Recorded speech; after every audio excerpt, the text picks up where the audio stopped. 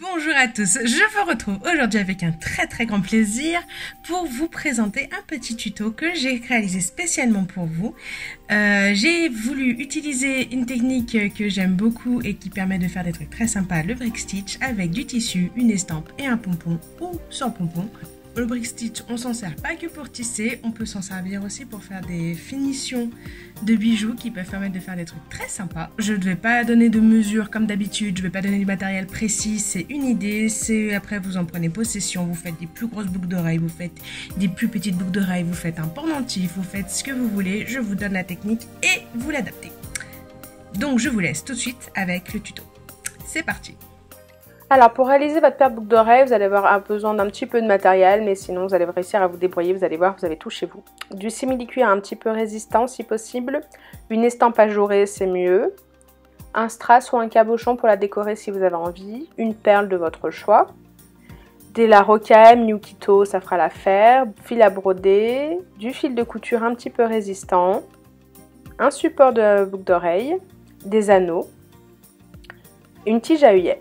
En matériel annexe, une aiguille pour broder, enfin pour tisser, du fil de tissage, un gabarit pour vous aider à faire votre forme, là j'ai pris une vieille bobine, un feutre, un stylo pour marquer le tissu, une paire de ciseaux, de la colle à bijoux, azulite c'est pas mal, et une brosse à dents, vous allez comprendre après pourquoi, et bien sûr vos pinces pour le montage. La toute première étape, vous allez prendre le gabarit que vous avez choisi pour faire votre cercle, et vous allez marquer le tour. Moi j'ai pris un feutre peinture, c'était pas une super idée, mais pour marquer sur ce tissu j'avais rien d'autre, donc je m'en suis foutu plein les mains. Je me suis lavé les mains 3 fois. Ensuite, quand vous avez dessiné votre cercle, vous le découpez le plus net possible, ça vous aidera pour après, plus c'est net, plus c'est symétrique, plus ça ira. Ensuite, vous allez plier une première fois votre cercle en 2, puis en 4.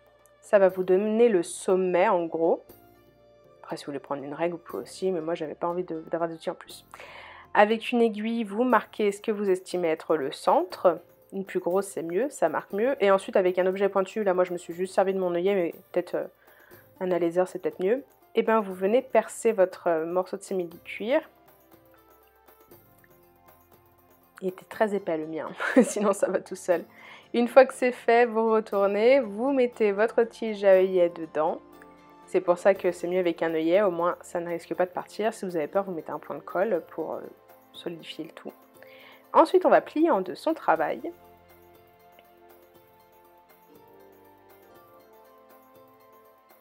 On prend son fil et son aiguille, on fait un nœud à son fil. La longueur, prenez-en une bonne longueur pour ne pas être embêté, parce que du coup, comme j'ai pris un long morceau, je ne vous montre pas comment on récupère, comment on remet du fil en cours de route. Bon, après, ça c'est instinctif hein, normalement, mais bon. Du coup, prenez une bonne longueur, comme ça, vous n'êtes pas embêté.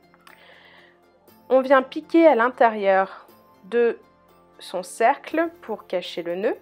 Pas complètement au bord, vous allez comprendre pourquoi, parce que le départ du brick stitch, ça se fait avec 2 perles. Donc du coup, moi, ma façon de faire, en fait, on travaille d'abord la deuxième et ensuite la première. Vous allez comprendre ce que je veux dire après. Donc on cache bien son fil, on prend 2 perles sur son aiguille. Après, rassurez-vous, ça sera une par une. C'est juste pour commencer qu'il en faut 2. Et on va piquer. Alors là, je vous montre où c'est qu'on va sortir, mais en fait, on va piquer au niveau où je vous ai montré, mais de l'autre côté.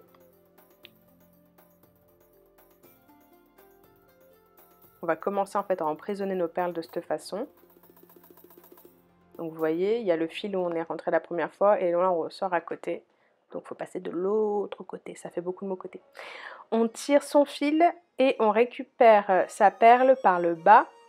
Donc la première de la ligne en fait. Celle-ci du coup est bloquée correctement devant et derrière. Je vous ai laissé tous les nœuds que j'ai fait pour vous montrer que ça arrive à tout le monde et qu'en respirant et en prenant son temps avec son aiguille, on arrive à les défaire. Il faut y aller doucement, il ne faut pas tirer d'un seul coup, sinon le nœud il se fera vraiment. Là pour l'instant c'est juste un entortillage. Alors, après cette parenthèse, donc là vous êtes sorti de la première. Vous allez repiquer dans la deuxième et cette fois vous allez piquer de l'autre côté parce qu'on ne l'a pas encore maintenu de l'autre côté.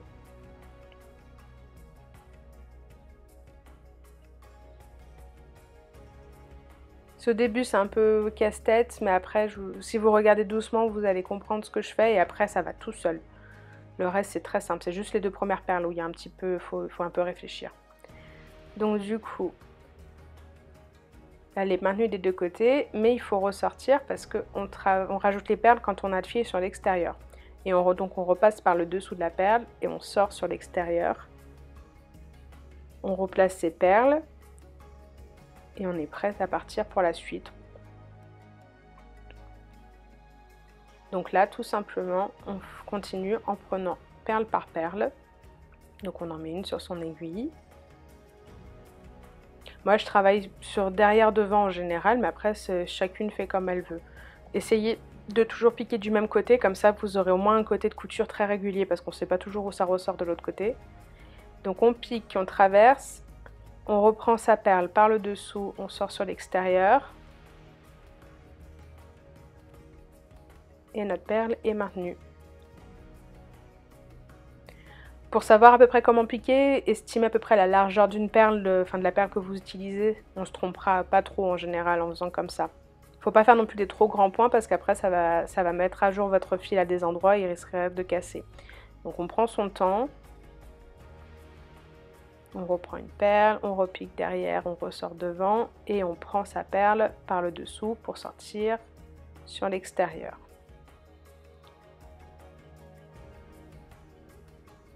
N'essayez pas d'aller plus vite en mettant 2 perles par 2 perles parce que ça ne va pas du tout positionner vos perles de cette façon. Ça sera encore autre chose. Ça se fait mais ça sera encore autre chose.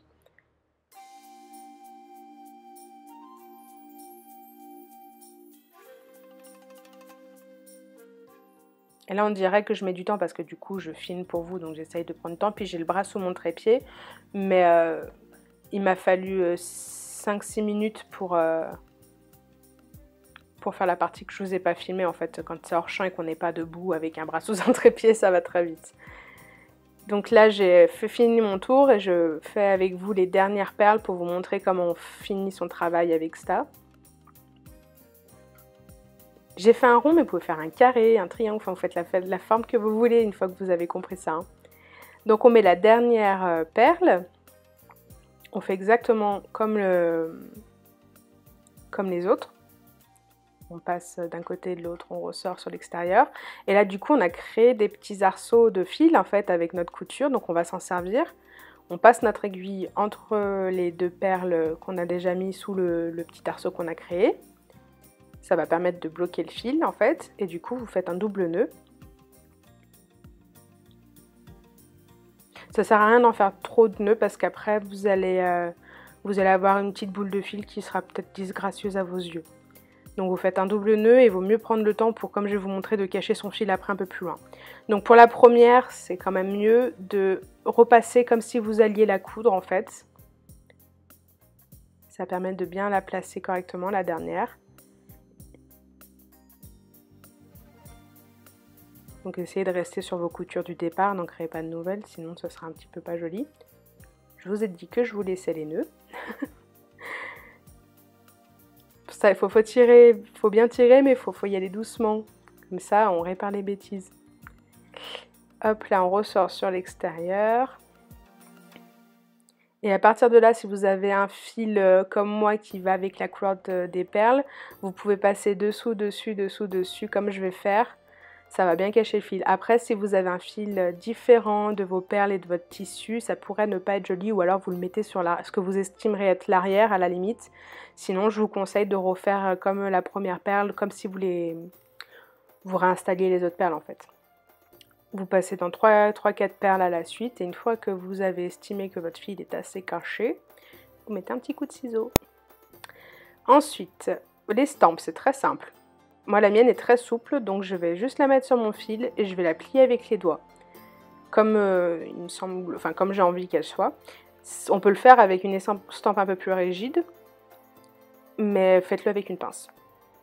Ensuite, pour la perle, vous connaissez la technique. Si vous ne la connaissez pas, je vous invite à aller voir dans mes vidéos. Il y a les bases du bijou où je montre plusieurs fois comment on fait un œillet, mais vous mettez votre perle.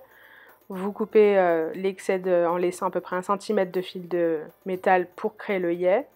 Prends sa pince à bourron, on tourne Et une fois qu'on a obtenu la boucle, on l'ajuste pour que ce soit droit. Et c'est prêt. On peut s'arrêter là si on veut. Pour celles qui veulent le pompon, je vous conseille de vraiment préparer tout à l'avance. Donc on ouvre son anneau tout de suite et on coupe son bout de fil de couture tout de suite aussi. Je vais essayer d'être claire parce que je suis pas sûre qu'on voit bien avec les images. Votre fil de broderie aussi, pareil. Vous tirez un peu de fil de votre moulinet pour avoir de la marge. Et on va se servir, enfin moi ma technique c'est avec les doigts. Et un coup dans la caméra. Donc avec mes doigts, je veux un pompon assez grand, donc je vais prendre la taille de 3 doigts. On peut le faire avec 2 doigts aussi, ça marche.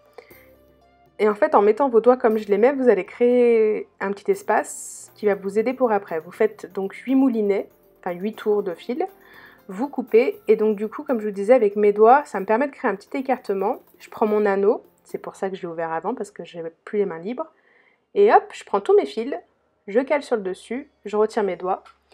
Je prends mon morceau de fil et à la moitié, je commence à entortiller plusieurs tours. Là, j'en ai mis 13 parce que comme c'est pas la même couleur, je voulais qu'on voit bien. Vous pouvez en faire que 10 ou 8 de tours. Quand vous avez fait vos tours, vous maintenez vos fils avec vos doigts. Vous faites un premier nœud pour maintenir votre travail. Et comme ça, après, vous serez plus à l'aise. Oui, alors attention à ne pas accrocher à l'anneau. Comme quoi, vous voyez que même moi, je m'y accroche. Vous serez plus à l'aise, comme ça vous posez votre travail et vous faites bien un double nœud. J'ai pris 2 fils de couleurs différentes. Vous pouvez choisir de les mettre tous de la même couleur, couture et broderie. Vous pouvez vous mettre aussi plusieurs fils de couleurs. Il suffit de faire plusieurs tours, de couper, de rajouter vos fils un peu comme vous voulez. Bon, commencez peut-être pas avec les choses trop compliquées. Vous prenez un moulinet qui a un dégradé naturel, ce sera peut-être plus pratique. Par sécurité, fermez votre anneau. Pour le travail d'après, quand on n'a pas l'habitude, ça pourrait être embêtant et s'il partait. On coupe sa boucle en 2 et après on va jouer au coiffeur. Donc on essaie de mettre ses fils à peu près tous au bon endroit à leur place pour pas qu'il y ait des plis plus courts. Si on a déjà fait un pompon, on s'aide du deuxième pompon pour savoir à peu près où on coupe. Si c'est le premier, c'est plus facile. On coupe son excès de fil et vous allez comprendre pourquoi une brosse à dents propre, hein, la brosse à dents ou bien nettoyée, en tout cas pas celle que vous utilisez tous les jours. Et vous venez brosser vos fils. Ça peut prendre un peu de temps, mais au moins ça fait un joli fini sur votre pompon. Vous essayez d'un peu de dérouler en fait les fils des écheveaux. Je vous montre mes petits secrets de fabrication. Ensuite, ça abîme un petit peu les pointes, donc on fait une dernière petite coupe. Et le pompon est prêt. Et là, pour l'assemblage, je vais juste le petit truc, là vous me voyez traficoter mon anneau parce que je veux bien l'aligner de façon à cacher la jointure dans le pompon. Si vous ne sentez pas de le faire, ne le faites pas parce que ça pourrait être très énervant à ce moment-là de casser d'abîmer son pompon. Ensuite, un anneau plus petit, mais après vous faites ce que vous voulez. Moi je préfère un plus petit pour accrocher ça à mon estampe. Le fermoir à oreille. Et en dernier, je trouve ça plus logique, je colle mon strass, comme ça au moins après je touche plus. Là où j'ai envie sur mon estampe. Tout ceci est optionnel, vous faites bien ce que vous voulez, mais moi je trouvais que ça faisait une jolie finition.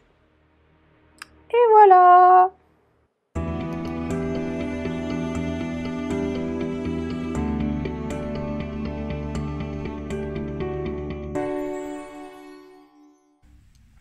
Et voilà, le tuto est terminé. Oui, j'ai changé de boucle d'oreille parce que je voudrais vous montrer de plus près et de face la différence. Donc voilà. Il va venir le crochet. Donc, je trouve que les deux sont... C'est relativement joli. J'ai une préférence pour le pompon, même si je suis pas trop mise pompon. Et comme j'ai un tout petit coup, à chaque fois ça tape et ça m'énerve. Mais du coup, après, je pourrais les adapter au pire en raccourcissant le pompon. Ouais, pas beau, non, je suis pas bourrée, c'est trop tôt pour être bourrée. Bref, j'espère que ce tuto vous aura plu. Si vous vous inspirez de ça, pensez à me taguer, que ce soit sur Facebook, sur Instagram. Ça fait toujours plaisir de voir qu'on a réussi à aider les gens. Parce que je commence à voir passer des petits trucs de sous-tâches par-ci par-là. Et je sais que c'est des gens qui m'ont posé quelques questions. Donc je suis contente si j'arrive à en aider quelques-unes. Mais là, c'est pas de la sous-tâche aujourd'hui, c'est du... multi-technique, parce que du coup on a appris à faire du brick stitch. J'avais déjà montré sur un tuto cette finition, mais du coup pas avec ce style juste en, on va dire, en finition pure et dure pour s'aider de créer. En fait, ça aide à créer un élément. On a après faire un pompon. Et puis voilà, et à détourner une estampe. Donc voilà. J'espère que donc du coup, comme je me répète, j'espère que... Donc voilà, je vous souhaite une très bonne semaine. J'espère que vous allez bien vous amuser. Je vous fais des gros bisous et je vous rappelle que vous pouvez me suivre sur Facebook, sur Instagram, ici sur YouTube. Si vous n'êtes pas encore abonné, abonnez-vous. Et puis mettez un pouce en l'air et puis partagez et puis continuez à être aussi cool. Voilà, je vous fais des gros bisous et je vous dis à bientôt. Ciao!